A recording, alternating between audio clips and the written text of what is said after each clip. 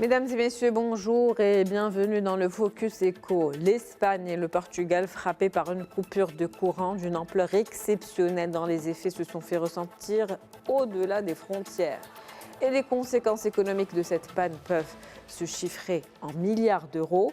Des trains immobilisés en Espagne, des vols retardés ou annulés dans les aéroports, les banques à l'arrêt, les distributeurs hors service.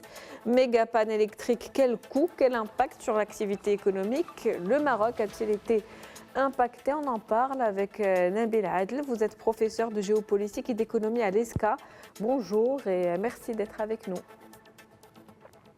Merci pour l'invitation. Alors, on le sait, une méga panne qui a touché l'Espagne et le Portugal. Les coûts liés à cette surcharge électrique en Europe pourraient, pas cette surcharge électrique, mais de manière générale, les coûts liés aux surcharges électriques en Europe pourraient passer de 26 milliards en 2030 à plus de 100 milliards d'euros en 10 ans, donc en 2040, selon les projections. Quel risque si les réseaux électriques ne sont pas modernisés? Les risques, on les a vus hier en démonstration grandeur nature. C'est tout un pays qui est à l'arrêt et une vie qui devient impossible au Moyen-Âge. Donc aujourd'hui, les économies sont tellement dépendantes de l'énergie. Bon, elles ont toujours été, mais la forme de l'énergie a changé. Aujourd'hui, l'énergie électrique sur la base des éléments fossiles est le cœur battant de toutes les économies modernes. Et quand on a une panne, on a vu en quelques heures que l'Espagne était complètement à genoux. Et aujourd'hui, ça montre à quel point les économies modernes sont vulnérables à ce genre de risque. Les économies modernes vulnérables, mais aussi interdépendantes. Il y avait le réseau donc, du Portugal qui dépendait de celui de l'Espagne à 30 à 40%. Donc le Portugal a également été impacté.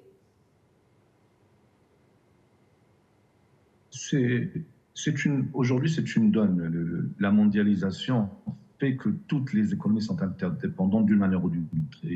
Et qui dit lever ces interdépendances sous le terme de souveraineté, quelle qu'en soit la forme, ça veut dire qu'on va faire une énorme marche arrière. Donc aujourd'hui, c'est très difficile. Maintenant, il faut gérer ce genre de risques, les risques qui sont liés à l'interdépendance. Mais si on enlevait cette interdépendance, les coûts de l'énergie vont exploser.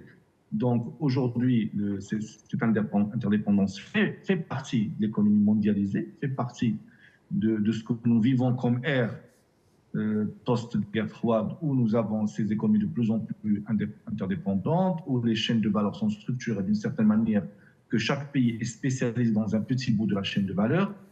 Et donc revenir sur tout ça, retricoter tout ça pour le recoudre d'une autre manière, c'est extrêmement coûteux et parfois risqué parce qu'on ne sait pas quel sera le profil d'une nouvelle économie mondiale qui va émerger de cette post-mondialisation. Donc nous sommes dans une ère où nous sommes interdépendants. On l'a vu avec la Covid, maintenant on le voit avec la guerre d'Ukraine. Et cette mini-démonstration, on a donné la pleine mesure. Donc nous vivons dans un monde interdépendant et il faut apprendre à gérer les risques qui sont liés à l'interdépendance. Maintenant, enlever l'interdépendance, ça veut dire que nous allons faire un grand pas en arrière et avec des coûts très importants. Et puis, on ne sait pas quelle sera la configuration de ce nouveau monde vers lequel nous acheminons. Il faut donc apprendre aujourd'hui à gérer les risques. Je le disais tout à l'heure en préambule, les usines, les transports, les banques, plusieurs activités à l'arrêt. Quel impact économique? Est-ce qu'on peut avoir une idée du coût que ça a représenté? Alors, pour le moment, on n'a pas de communication officielle et pour l'instant, c'est très difficile puisque la panne vient d'avoir lieu. Maintenant, il faut compter les dégâts, il faut que les gens déclarent aux compagnies d'assurance les sinistres qu'ils ont subis, il faut que les banques puissent faire le point sur les pertes à tous les niveaux. Les autres secteurs vont faire un inventaire des pertes. Donc, pour le moment, c'est un peu tôt pour se prononcer, mais Mais ce qu'on peut constater d'ores et déjà, au-delà de l'effet économique, c'est l'effet panique, parce qu'aujourd'hui, l'un des éléments de la guerre moderne est la cyberguerre. Aujourd'hui, c'est vrai que la piste de cyberattaque a été momentanément écartée, même s'il y a il y a des rapports qui ont pointé du doigt peut-être l'implication russe, je dis bien peut-être, ou l'implication d'un pays nord-africain, encore une fois, je dis peut-être. Mais ça montre que si c'est le cas, à quel point les économies sont devenues, et les pays sont devenus vulnérables. Et les enjeux géostratégiques de cette situation sont cataclysmiques. C'est-à-dire que juste pour que nos téléspectateurs comprennent, c'est du jour au lendemain, vous pouvez voir votre compte bancaire disparaître avec les économies de toute une vie et ne pas le récupérer. Suite à la récupération, ça va être très compliqué. Donc, c'est un enjeu sérieux. Je pense que les gouvernements prennent le sujet avec l'attention et le sérieux qu'il mérite. Je pense que des cellules de crise doivent être constituées pour gérer ce énième risque.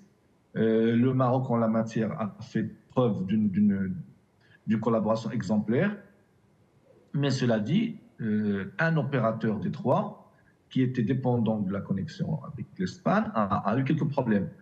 Ce qui pose la question aussi de l'interconnexion Maroc et quel système de risk management nous mettons en place pour éviter ce genre de désagréments.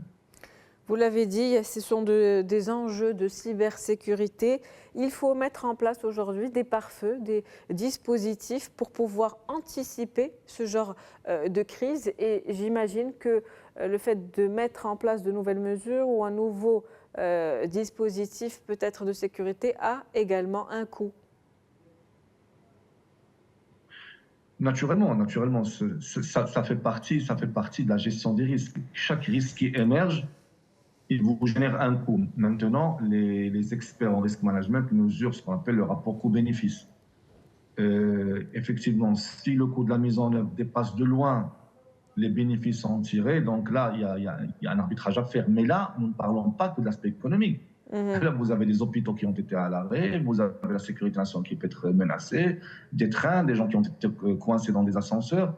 Donc, ça dépasse l'aspect purement économique pour atteindre la vie quotidienne des gens. Et c'est à ce niveau-là que la dimension économique, tout en restant présente, devient secondaire par rapport à un enjeu plus global qui est la sécurité des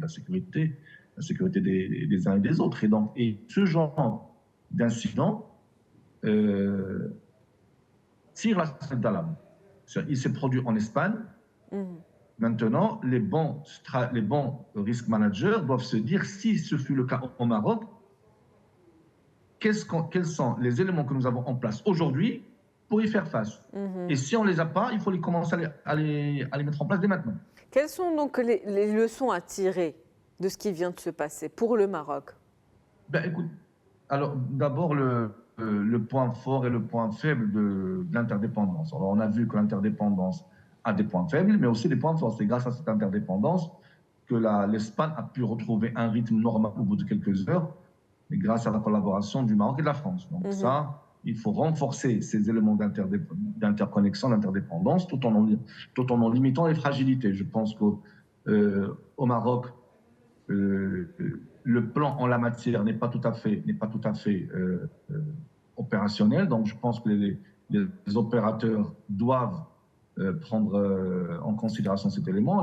Par exemple, un opérateur qui n'avait pas de backup local et qui était complètement dépendant de l'Espagne a eu quelques perturbations. Je pense qu'il y a un point à mettre, une collaboration à mettre entre les trois opérateurs. L'IXP, qui est un carrefour géant où les opérateurs Internet d'un pays échangent du trafic entre eux localement, comme ça, ils ne passent pas par l'étranger, et ça rend Internet plus rapide et moins cher. Alors maintenant, si cet XP marocain fonctionne bien, les opérateurs marocains n'auraient pas besoin de faire transiter les données par l'Espagne ou par la France. Bon.